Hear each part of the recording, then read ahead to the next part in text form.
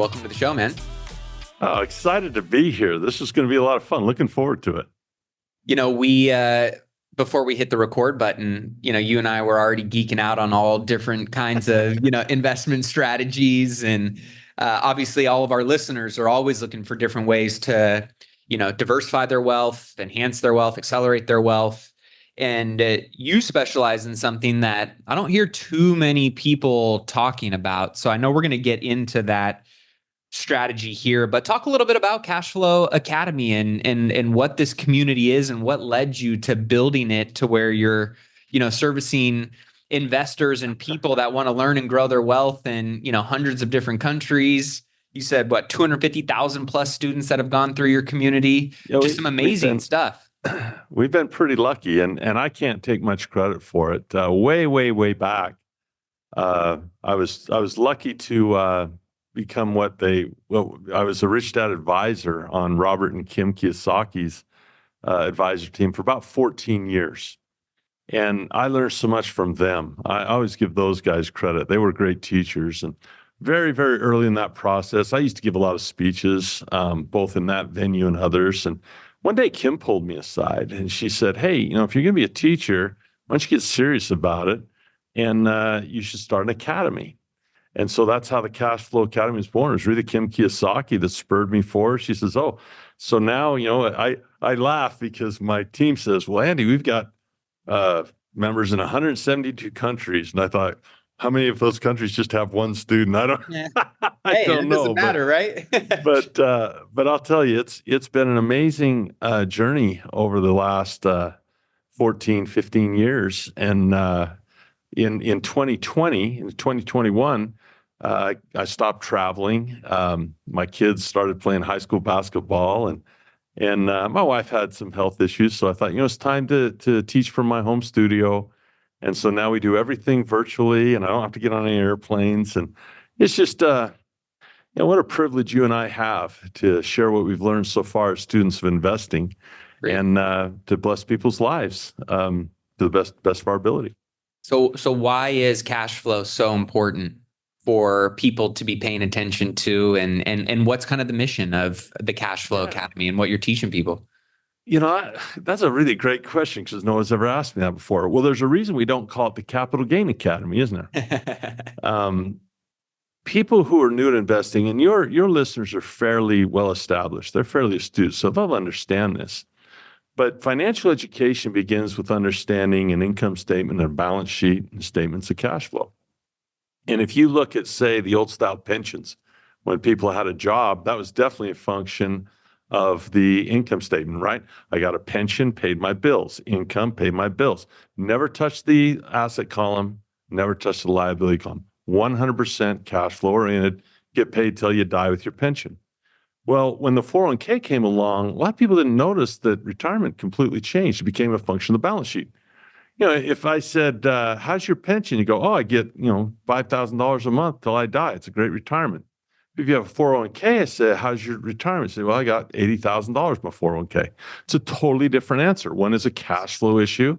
Yep. One is a net worth issue. And the reason that I prefer cash flow is you're almost always going to be serving someone. New money comes in because you gave something to someone else that was more valuable than that cash. They wouldn't have traded. And so I love real estate in that, I don't have to buy a home and sell the home and pull it in my asset column, out of my asset column. It's flipping in the asset column, out, in, out, in, out. I can buy some real estate or invest in syndication, put that in my asset column and let the cash flow come to, hopefully you get a passive income that's above your expenses. Maybe you're not a millionaire, but you get freedom, and then jobs are options. So I think cash flow is about freedom.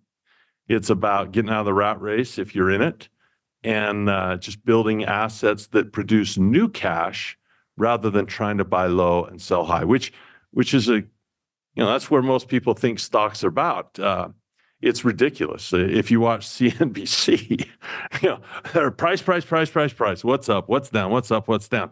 I don't look at Zillow every day to see what my rental property or my single family home rental properties are doing. I don't call the syndication guys and say, hey, what can we sell this for today if we were in a panic?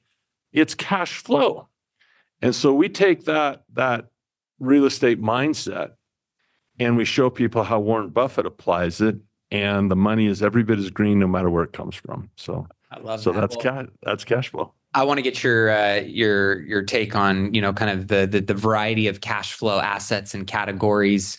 Before I do, I'm curious on your thoughts of, I heard one of my early mentors kind of tell me, he goes, at the end of the day, right, your balance sheet and your net worth is a key component of having options available to you. But he goes, but a lot of it is ego. What equals real what equals real freedom is cash flow. And that always stuck with me, right? Because I saw a lot of people that on paper looked good, but man, they were barely scraping by every month. They didn't really feel like they had that freedom. They were rich on paper, but when it came to really feeling like they had, I call it, swan money, sleep well at night money, where they had enough cash flow coming in that they felt their lifestyle, all of the responsibilities, and then some were taken care of. There was this, freedom and this sense of lightness and this control and autonomy over life in a totally different way than the people that I saw that actually were kind of slaves to their balance sheet and the net worth number. And it was interesting. I'm just curious around your psychology around net worth, cash flow. I think I know which one you put more weight and emphasis on, but just curious on your thoughts around that sentiment. Well, if I have a 401k, I'm definitely in the network camp. And Warren Buffett calls this the vicissitudes of the market.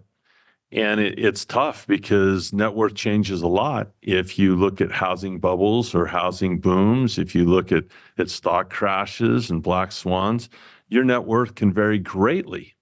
It seems to me that, and cash flow can vary. I mean, in COVID, we had a lot of our distribution. Well, we had every syndication we were in, the distribution. Just that was it. No one's paying rent, but we were fortunate that the single family homes kept paying rent. Yep. And you look at a company like, here's a good example of what you're talking about. So I bought a ton of ExxonMobil when COVID hit and it crashed. You pick it up $30, $40 a share. And yet they've paid a dividend, which is equal to a distribution in real estate. They paid a dividend. I don't think they've missed one or had a quarter where they didn't raise it, or a year they didn't raise it in 37 years. That takes me back, probably back in high school that long ago.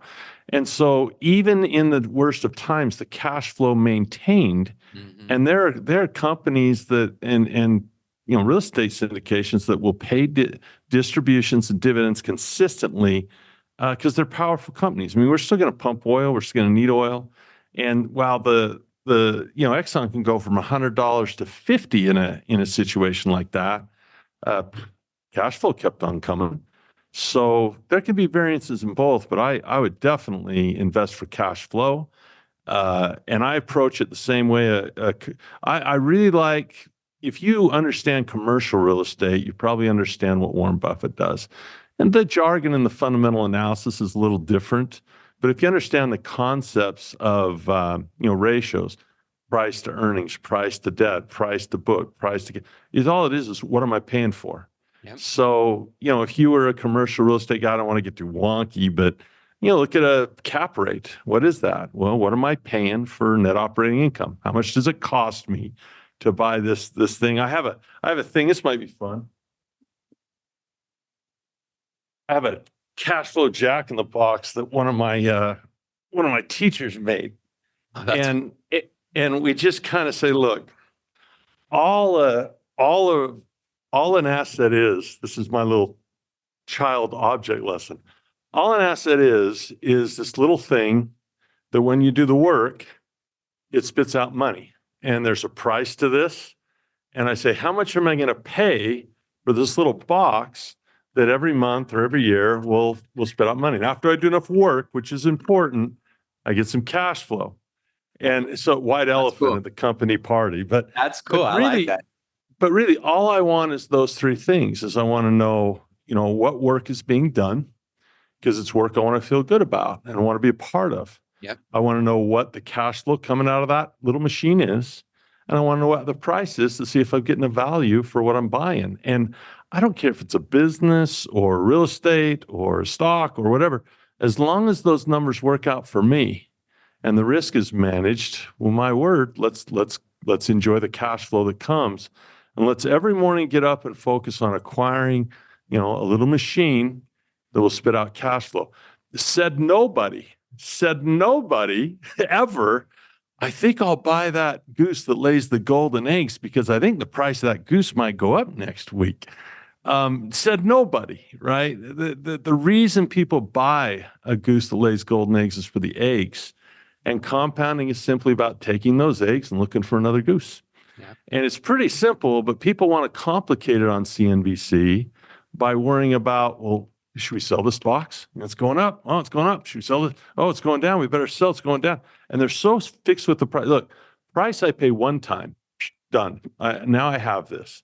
And going up, going down, why would I want to get rid of a goose that lays golden eggs? So that's maybe a little bit rudimentary for your audience, but I think it's a good reminder to just kind of zoom out and remind people that wealth building is not sexy. It's slow, it's simple, and it gets sexy over time, right? And it's I always say just as the best dishes are made in the crock pot versus the microwave, so is wealth. Wealth is the same way. It takes time for all of the right ingredients to start fusing together, and then it gets really delicious. Well said. Now, you talked a little bit about, some of the different cash flowing categories or assets, businesses, real estate, stocks. We know there's a lot of subcategories within, some of those umbrellas. What verticals did we miss there? Or maybe what are some of your favorite, cash flowing vehicles that your students, community like? And maybe we can dig into, some of the rules of thumb or cash flow metrics that you pay attention to that differentiate a good versus maybe not so good cash flowing investment. That's another you're giving great questions. That's another question that I often answer a little bit different. In my life, there's an advice culture that traps people where they'll say, Andy, what do you think about Bitcoin? Or what do you think about gold? Or what do you think about ETH? Or what do you think about real estate or business or whatever? What do you think about oil, right? And the conversation starts to be centered on an asset. And I will just tell you, I at the Cashflow Academy, we take a totally different approach than that as we talk about people. I'd rather talk about Warren Buffett than stocks. I'd rather talk about someone like Robert Kiyosaki than talk about real estate. I'd rather talk about T. Boone Pickens than talk about oil, because when we start talking about asset classes or verticals, we start talking as if success was a function of the asset. Yeah, I know a lot of people created equal. Yeah, it's not a function of the asset; it's a function of the investor. And if I wake up in the morning and I don't understand that investing in wealth is an exercise in daily personal development, that's what makes the investor. You can pick whatever you want to invest in, and I'll show you guys that have crushed it and guys that have been crushed. Yep. So the asset they'll have in common. Oh, this guy got crushed in Bitcoin. This guy killed it in Bitcoin. This guy got crushed in real estate with the debt. This guy got rich because of the debt. The asset class is the same. You find the winners and the losers in the asset class. But if you switch your mindset to personal development, I mean, if you're listening to this podcast, maybe I could say this and it might ring true. If you get closer to your goals over the next 5 years, if that really were to be accelerated in a big way, do you think that's because of the asset class you chose or because of your personal development in these skills and in the education, in the discipline, in the temperament? If you had a huge acceleration in your wealth, would it be because all of a sudden your real estate just did better, or because you got better at real estate? So the Cashflow Academy is a human-centered place, not an asset-centered place. And it's a place where our mantra is fun, simple, and real. So I think wherever a person goes to get their financial education, what they don't realize is how much fun it is. This isn't organic chemistry here. This isn't like, oh my gosh, this is really fun, illuminating stuff where we say, my gosh, look where I can go and look how I could accelerate. One thing that we do know for sure is that most people, even established people, are not compounding at the rate they really could with a little bit more knowledge. And that's something we see over and over again. We know that for sure. Most of the people I speak to, I mean, I'm talking 99%, if they're involved in like people involved in stocks in some form, they're usually, you could usually double or triple their cash flow within 30 days with a little education. That's not uncommon to see. With conservative things that could be done in an IRA, it's their lack of education. And not to be too wordy on the question, but when you look at an asset class, be very, very careful not to become dogmatic. Steve Jobs said, "Don't be trapped by dogma," in that famous speech at Stanford. And what dogma is when someone says something, you just say, "Well, that's true." And I see people, particularly in the crypto space, that become religious in their fervor. It's great to be enthusiastic, but you don't want to go and say, "Look, everyone's stupid unless they buy this asset," or, "Oh, only real estate is good," or no. Warren Buffett's the greatest, best in the world. Stocks are obviously stocks. You don't want to think that way because it's fungible. Cash flow is cash flow. It all spends the same way. And I'm not going to miss out. I am not going to miss out on massive technological advances, massive opportunities that are coming down, opportunities to make money when things fall. I'm not going to miss out on those opportunities by being trapped by dogma to one asset class. I just won't do it. That's a lot of words. I apologize. No, you're good. To your point, I was, scouring through Twitter sphere, I think it was earlier this week, and a quote stuck out to me, which was, most poor people aren't poor because of a lack of resources, but more so a lack of education, right? When you really think about just how some small, mindset shifts and education, and access to the right people, the right communities, sometimes that's all it takes to completely set you on a new trajectory that transforms your life, your financial future. I'm curious, from your perspective, what are some of the foundational habits or mindset principles that people who are winning versus those who aren't can adopt and deploy into their own investment journey going forward? Well, it's a great title, Millionaire Mindset. And it really is about how a person thinks, right? So I think temperament is a really big deal. If you're going to be an investor, you're going to have ups and downs. And how you approach ups and downs, it's almost opposite to temperament. It really is. Warren Buffett said, "Be greedy when people are fearful." That is a temperament mindset. That is a billionaire mindset issue. Be fearful when people are greedy, just the opposite.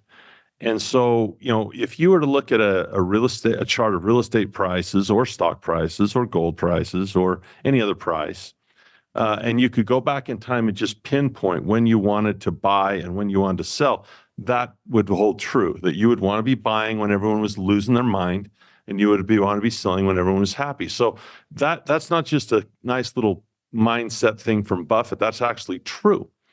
And so adopting that ability to switch from being I'll tell you the difference. A consumer mindset gets excited on Black Friday because prices are going down. But an investor mindset gets excited when there's a black swan because now the assets are on sale. And so I get stimulated, I get excited to think about, I remember COVID, it broke our system. COVID, everyone was so freaked out that our system broke. We only hold 10,000 people at a time. And the system broke because everyone was losing their mind. And I said, "Okay, guys, a little bit different. We usually give financial education. I'm going to kind of get close to that advice.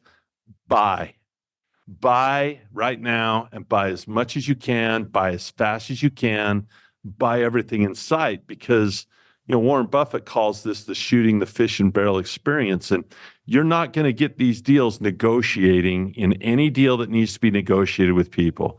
If you're going to negotiate with people, you're going to usually wind up paying a higher price. But in the market, there's no negotiation. It's click your mouse, buy, and get paid. Yeah. And when the market collapses like this, it truly is shooting fish in the barrel. Incredible companies like Coca-Cola that have been around for you can't kill it. You can have a World War I or World War II. You can have a 9/11. You can have a pandemic. You can have a recession. You can have a subprime meltdown. You can't kill Coca-Cola. You can't kill it. It's older than we are by a long shot. And if it has a sale, you're not keeping me out of that. I'm going to own that company. I love that. Yeah, that's that contrary mindset, right? Is just, Yeah. it feels so counterintuitive to, our lizard brain emotions protect you. Yes. And yet, Yes. as you go through and you do it enough, you go, okay. And then it's almost like you're rewiring your brain a little bit, in a sense of, just like anytime the housing market goes through a little bit of a lull, I'm not rushing to sell my asset at a discounted price. I'm looking to acquire stuff at discounted prices. It's the same thing with Absolutely. stocks and commodities, right? So I Same love that you're thing. talking about that. In terms of good financial habits and disciplines, not necessarily around investments, but how you steward your investments, oversee and manage your investments. What are some of the good habits and disciplines the best investors and, cash flow, custodians are focusing on? This is the best interview I think I've had in like a year. You're There right we on. go. So we have this, I will say this, every financial blueprint and every financial plan is really an escape plan. It's an escape from where you are now to a better place in the future. Yeah, every single one is an escape plan. I like that perspective. So when you talk about habits, one of the things that my wife and I do, and by the way, we're imperfect. We have our issues we got to solve every single day. I would feel remiss if I said, oh yeah, we never have any, challenges. Right. But on Sundays, we set aside that day at 11 a.m. every week, Sunday at 11 a.m. That's a meeting we're going to have 52 times a year. That's a habit and a practice to focus. And what we do is we really have three parts to the meeting. The first part is we look at our financial statement, income, expenses, asset, liability statements of cash flow. We look at where we are right now. We say, okay, this is what our financial statement like now. Then we look about 5 years out. We say, this is what we'd like it to look like in 5 years. So what are we going to do to the asset column this week to make it look more like that? What are we going to do to the expense column this week to make it look more like that? And we go through these things, and you'll find that what you focus on expands. And you got 6 boxes, right? It's the power of 6. You got income, expenses, asset, liabilities, net worth. And you say, what am I going to do this week? So the first part of the meeting is seeing where we are. The second part of the meeting is where we're going to be 5 years, maybe for someone else it's 10. Yep. And then the third is a scheduling meeting where we look at the calendar and we kind of look at 3 months, 2 months, but most importantly is that week.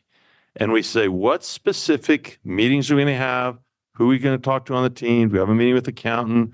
Are we going to try to meet and acquire this real estate? What kind of options am I going to sell to increase my cash flow in the market? What are the specific tasks we're going to do in the next 5 days before the weekend to bridge that gap? And that habit is not a magic formula for perfection. Right. Some weeks we come and say, man, this did not work out how we wanted it to. But I will tell you, I believe over time, over decades, it's blessed our lives tremendously. Yeah. It would be terrible to wake up in the morning and say, boy, I have no assets, right? That would be a terrible feeling. But if you can wake up in the morning and say, we haven't been perfect in what we've done, but we got a few assets laying around here. This isn't too bad. Yeah. It can give you a little peace of mind, like you were talking about earlier, Yep. especially if the more cash flow that comes out of those, happier you are. There's a debate that many people like to have in real estate, which is, this idea between cash flow versus equity or a blend of the two. What are some of the subscriptions to certain investment strategies or theories that you employ in your own investments that can maybe give people some perspective around some ideas that might benefit and serve them? Certainly. So I don't know that I'm far from an expert in real estate. I just think it's the best way we'll talk about it. I actually have a stock mindset when I look at real estate, I tap my stock skills to see if I can get an edge. When I look at stocks, I'll take what little real estate skills I have and I tap those to look at stocks. In other words, I'm going to wear both hats, and I think it makes me better. Let me give you an example. I was at a conference once, and you had all these real estate guys around, and they were talking about real estate, and they were saying about the debt versus the net worth. And I said, well, it was almost the same question. I said, well, actually, real estate doesn't have that much to do with real estate. In fact, it's almost got nothing to do with real estate. The land doesn't change that much usually unless you renovate a two-bedroom, three-bedroom, two-bath home doesn't change. I go, what is the most dynamic thing that will change is you're shorting the U.S. dollar. You're betting that the dollar will lose value, and it's a wonderful bet because I can't tell you where Apple will be in 2 months, but I can tell you where the dollar will be in 30 years. And so the dollar is absolutely going to lose value in 30 years. The Federal Reserve sets a goal to take 2% out of it, compound it every year. Take 2% out of something, compound over 30 years, see how much value is lost. Yep. So as a guy who knows how to short, there's 4 steps to shorting something. You borrow it, you trade it for something else, then you get that something else back, and then you return what you borrowed. So if you look at a financial statement, those 4 boxes, it actually real estate starts with the liability column. You borrow $1, that's what you're shorting. Yep. You trade that for something else, a house, right? You get that something else back, rent, and then you return it, which is a house payment, and you've shorted $1. Those are the 4 steps. The same thing happens when you short a stock. Borrow a stock, turn it into cash, right? Let it drop down, right? Turn it back into stock and return it. So those 4 steps of shorting, all real estate is shorting the US dollar. And if you are using debt to buy real estate, your nightmare is the dollar going up in value. Because all of a sudden you've got a payment going out that's fixed, $1,000 a month on some little property or something, $2,000 a month. Well, if all of a sudden the dollar gains value, it takes less of those to get in the house and pay rent. And so rents go down with a strong dollar. And if that rent goes down below the expense that's fixed, you're dead. So you truly are a short position on the dollar. And the reason I think it's so safe is when you look at how we're printing money in this world and the amount of money that's being printed, the best asset just might be debt. Because you're borrowing something that goes down in value. This might be, I don't want to speak below the pay grade of your students or your listeners, but think about this for a moment. If you want to talk about net worth, do this. Buy an asset and see what happens to your net worth if it goes up in value. Okay? So you buy an asset, it goes up, net worth goes up. Now watch this. Borrow a liability, and what if the liability goes down? What happens to your net worth? Goes up. So there are 2 ways to grow net worth. Either buy stuff that goes up in value or borrow stuff that goes down in value. True? Yes. Do the math on it. So what is real estate? Real estate is borrowing something that goes down in value. That is the beginning of the transaction. And people who are skittish about getting into real estate and getting into debt, it's the safest bet you've got if it cash flows, because we're going to print more money. Yep. They've tried not to because of inflation. But then your jobs start to go away. So what do? We're cutting rates. We're going to cut rates now again. We're going to start again. And inflation benefits debt. And if you hyperinflate like a Venezuela, your debt disappears and you still have the asset that you bought. So I think debt, if you ask the question, how I think about net worth as it infuses with cash flow, that was your original question. Yeah. It's about shorting things. It's about being long or short. And I can do the same thing with any asset you give me. Why? Because I've been blessed to be taught by guys like Kim and Robert for years to where this is just our language. This is just how we live every day. So real estate to me is really more of a short position on the US dollar. I mean, look, when you buy real estate, are you really buying real estate or are you selling your dollars? What are you doing? That's why on the stock market, we call it an exchange. We don't really call it buying and selling. We say it's a trade or an exchange. Mm-hmm. Am I buying stock or am I selling my cash? Right? Am I selling my cash or am I buying stock? It's an exchange. It's a different way to think about it. And we believe that's financial IQ. That's our opinion. I'm loving this conversation because I've always just been a believer. You grow into the conversations that you participate in, right? You just talked about, being in the right conversations with Robert and Kim, and high financial IQ mindsets, and just through osmosis, yours elevates and enhances as a result of it. Hence why you've got so many members inside Cashflow Academy worldwide that are changing their financial futures. And I know a lot of people, when they think about investing, they go, I want to buy here and I want to see it grow to there, right? Yeah. But that doesn't always mean it's a good investment. There's time variables that factor into that, right? There's a lot of different variables that factor into whether it was a good investment, a great investment, a home run investment. Yeah. How do you look at value and return metrics behind your investments? And because I'm loving your perspective on things that most people don't talk about it in the way you're talking about it. So I'm curious on what your outlook is on what classifies and qualifies a good investment versus an okay investment. Well, that was kind of two questions in one. So let me take them one at a time if I can. Good. You mentioned that people will say, well, I'm going to buy it here and I'm going to hope it goes here. And I'm going to get scared if it goes here. Okay, that's very much a capital gain mindset, right? Buy low, sell high. Whatever asset I put in is going to go out, right? Yeah. So at the Cashflow Academy, we don't do that. And this is really something that might pique people's interest. I really care about charts, but I don't choose direction nearly as often as I'll choose a range. Now, think about this for a minute. This is a really interesting concept that's novel, even to seasoned investors or medium-level investors. Let's say I take Apple computer and I ask you, is it going up or down tomorrow? You would say, I'd flip a coin 50-50. Yeah, I don't know, take a guess. But if I say, do you think Apple's going bankrupt tomorrow? You'd say no. If I say, do you think the stock price is going to double tomorrow? You'd say no. So I say, okay, so between $0 and $400 a share, it's going to be somewhere in that range. And you'd bet every dollar in your wallet that it'll be there tomorrow, right? And you say, yeah. Okay, well, let's say I go, is it going to cut in half, $100? And does it go up $100 to $3? Probably still in that range. Very confident, right? So I'll find a range based on its standard deviation that I feel is like a 90, 89, 87% chance that it's going to stay in that range. Now, whether it goes up or down in that range, I don't know. But I can see it's going to be in the range. And just like rent, options are made up of time. Rent is per month. It's a unit of time, or per week, a unit of time, or per year, a unit of time. And every rental contract has an expiration date where you've run out of time.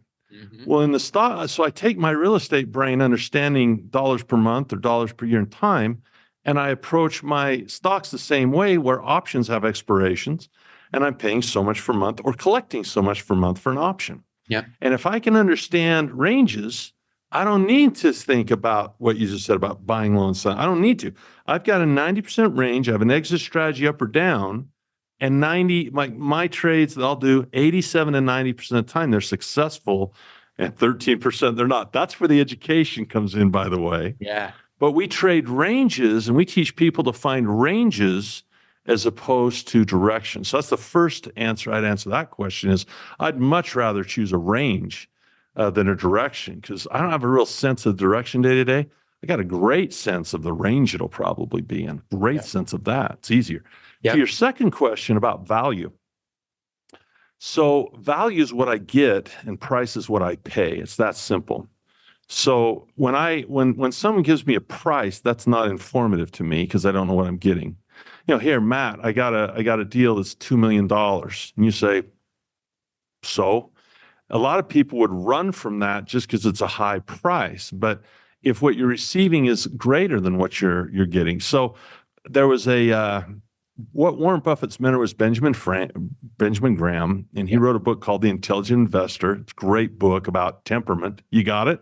Right over my shoulder. There you go. So it's really not a book about how to buy stuff. It's a book on temperament, really is. But he does give an example of a value formula in that book. Mm-hmm. And he says, okay, what are you buying? In other words, what am I receiving? So financial education, you've hit it right on the head, is, okay, price is easy to see. It's listed. The price is listed right here. I can see the price. But what's inside here and what is the work that's done? How do I understand what I'm getting? Yep. I'm buying a balance sheet. I'm buying an income statement. I'm buying growth. I'm buying. So you look at a price and I will compare it to what I'm getting. So I'll give you an example on price to book. You know, when Silicon Valley Bank went under, right? Yep. Well, what everyone panics, and what happens to all the banks? Well, they disintegrate, right? So I go look, and I look at all the banks, and I look at all their stress tests, and I see who looked the best. And I saw Citigroup, and I said, "What is Citigroup's price to book value?" Now, what does that mean? Well, if I were to buy your business, I would now acquire all your assets and all your liabilities and all the cash in your account. And that's what the book value is. It basically says, if I open up your books, what's the worth of the company? Astoundingly, in that particular instance, I was able to find companies where actually the book value, believe this or not, was worth more. I've done this a couple times where the book value is actually worth more than the price, where you'd spend $1 in price and get $1.10 in book. You spend $1 price, you get $1.34 in book. Now, why does that happen? Panic. As the price falls in a panic, the book value doesn't change. The price does. So as soon as I see that price dive through a book value, it gets my attention. And then I also got to look at growth. I'm buying growth, not the stock price growth, but the earnings growth or other metrics.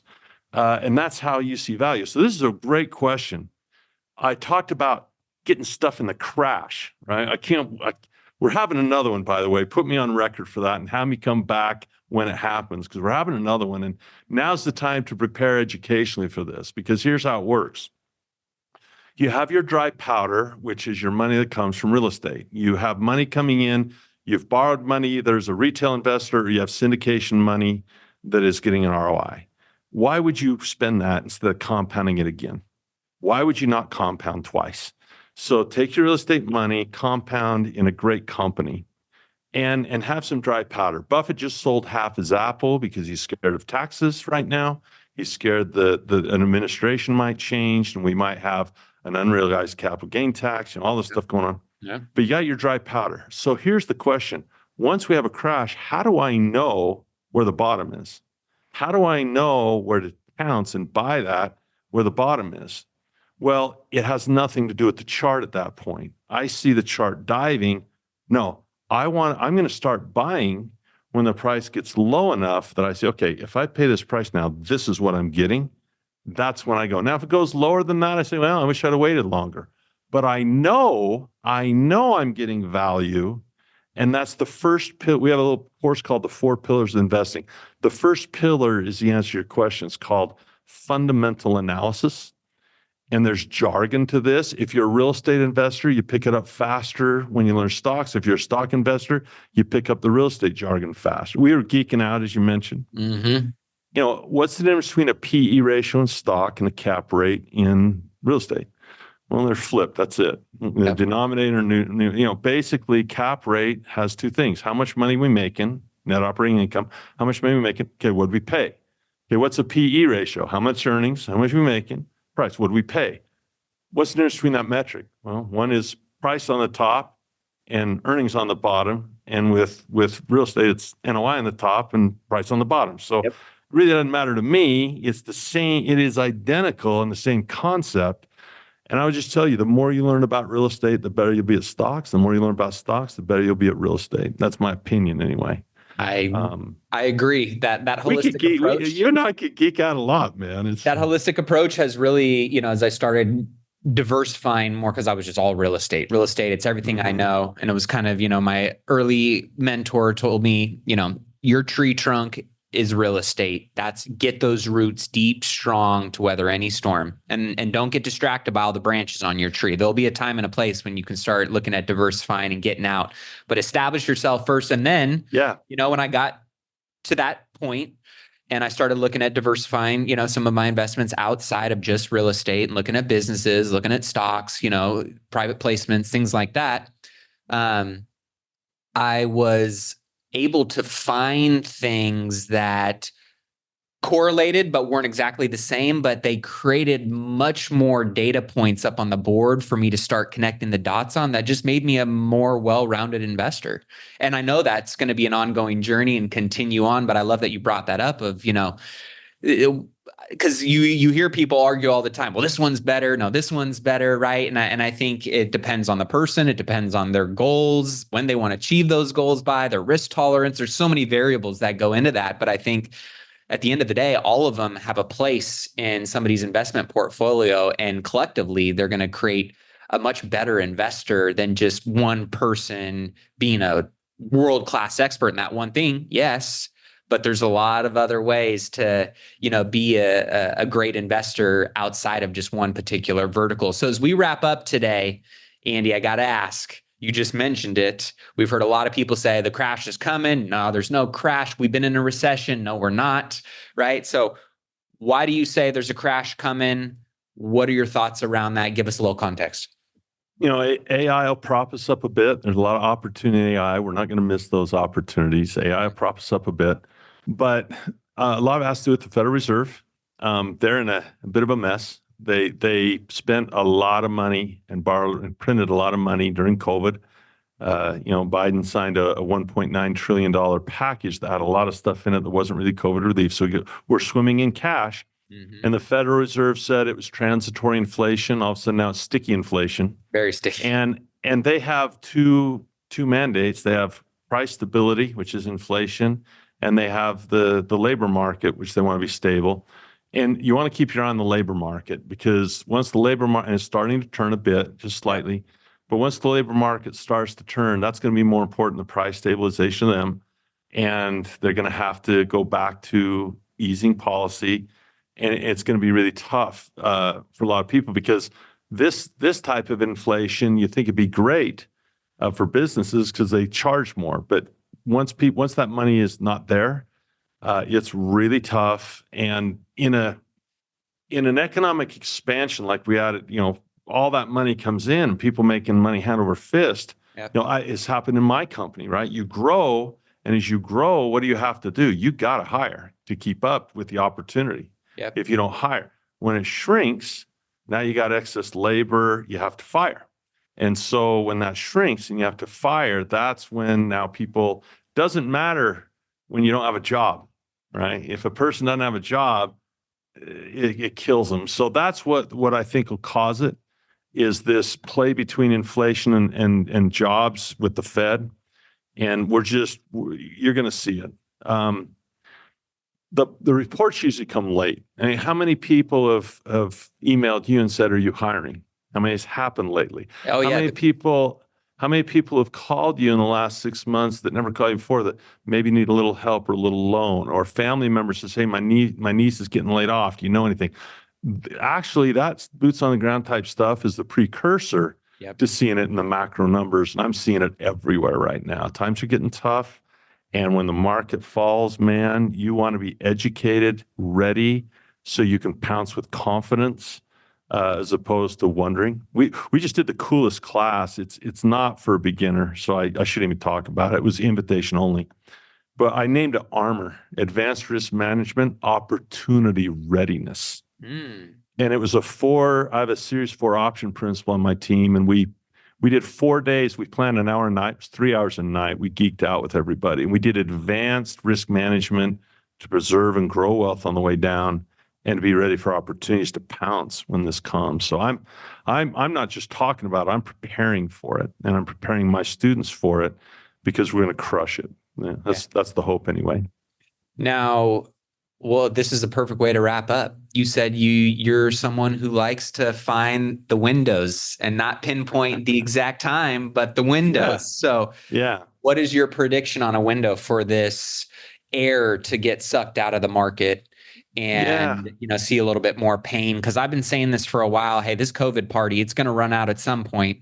And while we've seen some glimpses of it, and they've done as best of a job they can to kind of weather the storm and keep certain things propped up. We're seeing obviously BLS, revise 800,000 in jobs, right? We're seeing a lot of the data slowly start to catch up here.